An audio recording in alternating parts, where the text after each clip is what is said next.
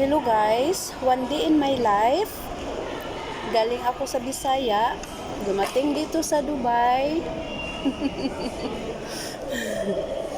2000 guys, 2000 dumating ako dito sa Dubai. Ayun guys, pag-usapan natin yung mga ngayon, chismis-chismis ngayon sa multimedia, social media, tungkol ni Maris at saka doon sa boyfriend niya na si Anthony. Ngayon ko lang nabasa guys ang panig niya kasi nagsalita na talaga si Maris ngayon lang at saka umiiyak siya dahil syempre nasasaktan din siya. Isang tao lang naman siya na nagkakamali.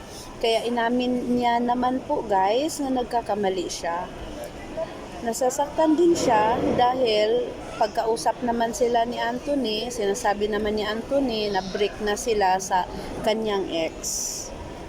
Yun pala, hindi naman pala sila break, still sila pa rin. Kaya, siyempre, alam mo na, yung mga babae, madali lang naman talaga maniniwala yon. Ang bilis lang maniwala ng mga babae guys, sa totoo lang. Kaya pag nandoon naman sa kabila ang lalaki, si Anthony, sinasabi na naman niya doon sa ex niya na iniiwasan na niya si Maris. Siyempre naniwala naman ngayon yung ex. Kaya kayo mga lalaki, advice lang, please lang, huwag kayong paasa. Hindi maganda yon na magpaasa kayo sa mga babae. Sakit kayo ng damdamin.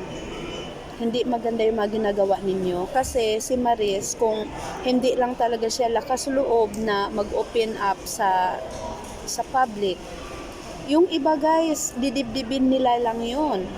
Tapos malay mo, yung iba nagsusuicide na lang dahil hindi na nila kakayanin yung kahihiyan na nagawa nila. Mabuti na nga lang ito si Maris, at least mapakaumbaba mapapakaumbaba siya sa sarili niya na tinatanggap din naman niya, inaamin din naman niya ang kamalian niya, at saka humihingi siya ng sorry. Yung iba guys, dinidibdib nila yon, nagsusuicide sila. Kaya kayong mga lalaki, ingatan nyo ang mga kilos nyo, huwag kayong paasa guys. Yun lang ang ma-advise ko ngayon.